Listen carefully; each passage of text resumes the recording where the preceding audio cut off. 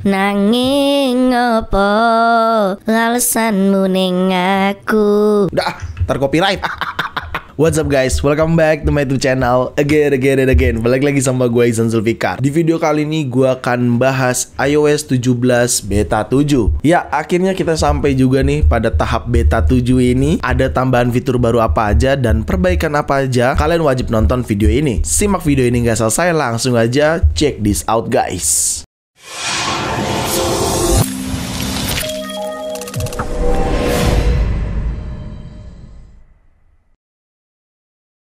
Ya, semalam atau tepatnya dini hari tadi Apple resmi merilis iOS 17 beta 7. Akhirnya kita sampai di tahap beta 7, tetapi tidak hanya iOS 17 beta 7 aja yang dirilis sama Apple. Adanya iPadOS 17 beta 7, watchOS 10 beta 7, tvOS 17 beta 7, macOS Sonoma beta 6, HomePodOS 17 beta 6. Nah, itu tadi adalah jajaran operating system Apple version beta yang dirilis sama Apple. Disclaimer dulu, ini adalah iOS tahap beta ya, alias tahap versi uji coba. Jadi kalau misalkan teman-teman nanya, Bang, kok gue belum ke bagian S17 ya? Ya karena ini masih tahap beta alias masih tahap uji coba. Mungkin bisa jadi ini adalah tahap beta terakhir atau bisa jadi tidak. Karena kita sudah mendekati bulannya September, di mana itu iOS 17 bakal resmi dirilis sama Apple ke seluruh pengguna iPhone dan produk Apple lainnya. Karena kalau kita berkaca pada tahun lalu ya, di tahun lalu itu iOS 16 terakhirnya itu beta 8. Nah sekarang udah tahap beta 7. Sepertinya ini yang terakhir, tapi bisa jadi ada tahap beta 8 lalu versi RC. Karena yang sudah-sudah selalu seperti itu sih. Selalu terakhirnya itu beta 8. Setelah itu baru versi RC-nya gitu. Jujur padahal gue nungguin iOS 16.6.1, tapi sepertinya Apple tidak berencana merilis iOS 16.6.1 melainkan langsung ke 16.7 untuk iOS 16 versi terakhirnya. Karena kalau kita lihat sudah mepet sekali ya. Bentar lagi bulan September ya, sudah pasti adanya Apple Event. Pastinya diperkenalkan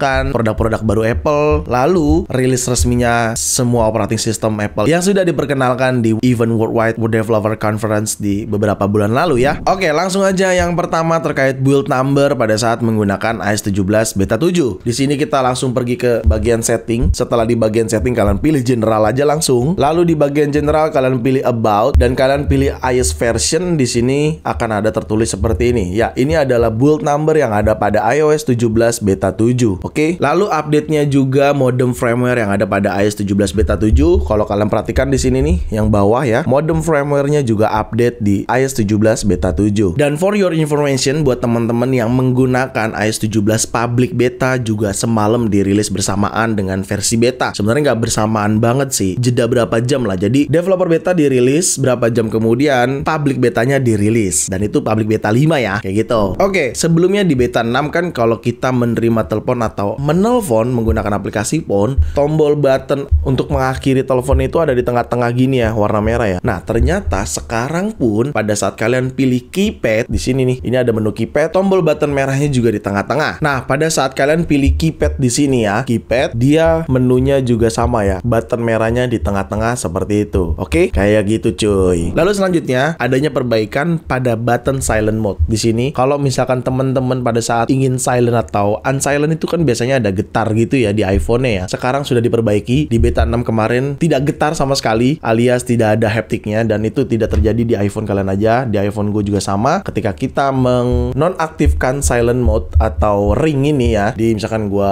giniin, nah itu sekarang sudah getar dan itu sudah diperbaiki sama Apple. Kalau sebelumnya itu nggak getar ya, di beta 6 kemarin tuh nggak ada sama sekali getar ketika kita ingin silent mode ini atau menggunakan button silent mode ini. Sekarang sudah getar dan itu udah diperbaiki sama Apple di beta 7. Kayak gitu, oke? Lalu selanjutnya animasi pada saat kita tahu di beta 6 kemarin, kalau kita ingin tap dan tahan di bagian iMessage gini, tap dan tahan yang icon plus untuk stiker dan lainnya atau attachment di bagian ini, sekarang udah ada animasinya. Ketika kita tahu tap dan tahan itu akan muncul gambar di bagian sini, di bagian keyboard. Nah sekarang munculnya itu lebih animasi aja gitu. Misalkan gue tap dan tahan di sini kayak gini. Nah, dia munculkan animasinya tuh langsung gitu. Kalau sebelumnya tuh nggak ada animasinya cuy. Wah, kalian jadi tahu nih bocoran iPhone 15. Lanjut, selanjutnya aplikasi pada Apple Music yang jauh lebih smooth daripada sebelumnya. Meskipun sebelumnya menurut gue udah baik-baik aja sih. Misalkan kalau kita tap album cover di sini juga pun baik-baik aja. Misalkan gue tap nih album covernya nih. Nah, lebih smooth juga kan? Tuh. Kayak gitu cuy. Dan penggunaan aplikasinya juga jauh lebih baik sih. Kalau menurut gua di beta 7 jauh lebih baik. Ya mungkin karena sudah mendekati bulan September alias bulan perilisan resmi iOS 17, ya pastinya harusnya jauh lebih baik sih gitu. Lalu selanjutnya ini mungkin editor tolong kasih tempelan.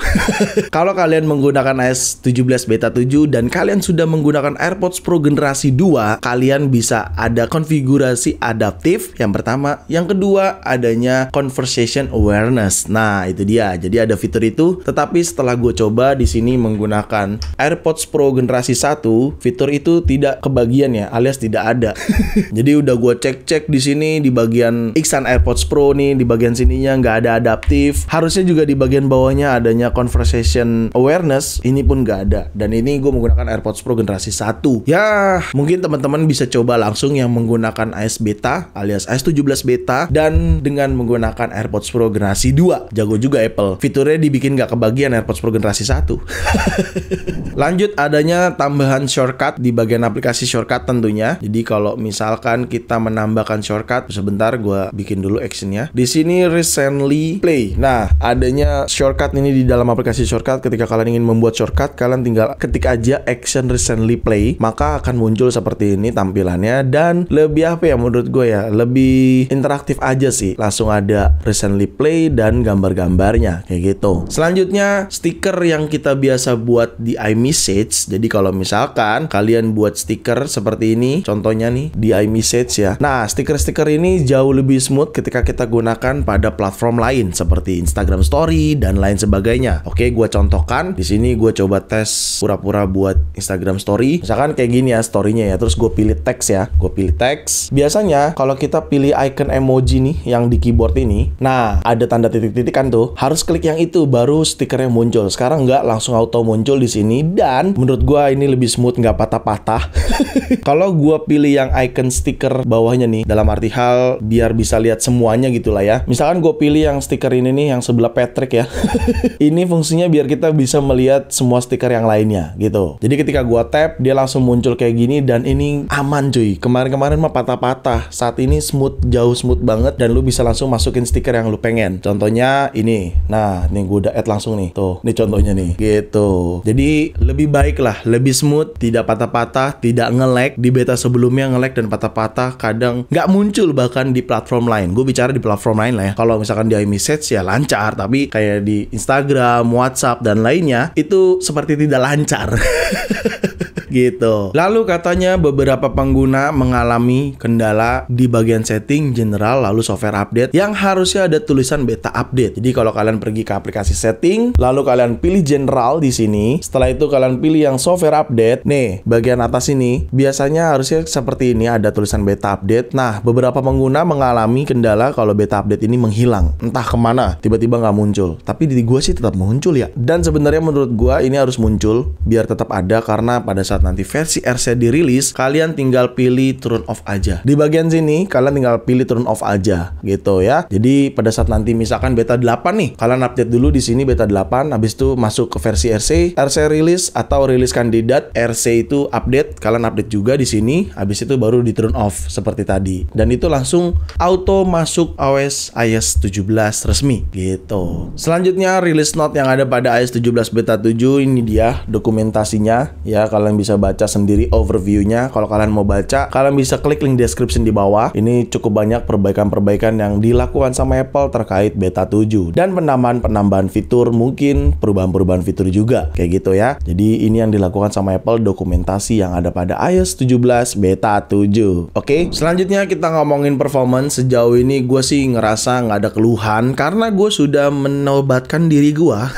Yang namanya menggunakan iOS beta itu memang tidak sestabil build versi resmi gitu. Jadi itu sudah menjadi bagian resiko gua. Dan so far menurut gua sampai saat ini terkait performance di iOS 17 beta 7 ini aman-aman aja dan baik-baik saja kayak gitu. Dan gue berharap di teman-teman yang menggunakan juga harusnya sih aman-aman dan baik-baik aja ya. Tapi yang namanya iOS beta itu selalu ada aja gitu. By the way, ngomongin performance rasanya nggak afdol kalau kita nggak benchmark aja sekalian menggunakan Geekbench. Oke, di sini gue menggunakan aplikasi Geekbench 6. Kalian bisa lihat sendiri sudah iOS 17.0 di mana sudah beta 7 dan iPhone 14 Pro dengan memori RAM 5,52 GB dan kecepatan prosesor di chipset dengan 3,46 GHz-nya. Langsung aja kita CPU benchmark dan run benchmarknya. Oke, kita tunggu proses benchmarknya ya. Ya, ini dia hasil skornya. Untuk single skornya kalian bisa lihat dan multicore-nya kalian bisa lihat sendiri ya. Tetapi bagi gua ini adalah sebuah skor aja sih. Yang penting pada saat kita menggunakan iOS 17 beta 7 ini aman-aman aja. Apalagi pada saat nanti versi resminya dirilis, semoga baik-baik aja di semua device iPhone yang kalian gunakan. Oke, lanjut pembahasannya yaitu baterai. Di sini gua sambil charger nih. Gue lagi sambil charger menggunakan MagSafe ya. Karena memang tadi pada saat mau mulai video ini baterainya sudah di 21% dan gua males ribet, jadi gue charger dulu aja, dan makanya ini lagi sambil charger. Dan kalau kita cek langsung ke bagian setting dan bagian baterai, di sini untuk baterai activity-nya kalian bisa lihat cukup lebih baik di beta 7 karena gue sebenarnya udah update dari semalam atau tepatnya dini hari tadi. Kalau dibandingkan iOS 16.6 sebelumnya yang grafik yang sebelumnya ini, nah ini cepet banget ya habisnya. Tapi kalau misalkan yang udah 17 beta 7 ini jauh lebih baik sih, jauh lebih better gitu ya. Dan kalau kita cek baterai health-nya di sini masih aman di 87% baterai health gua. Tapi ya, gue tekankan baterai health itu pasti akan turun selama iPhone-nya kalian gunakan. Jadi nggak perlu khawatir kalau baterai health kalian turun.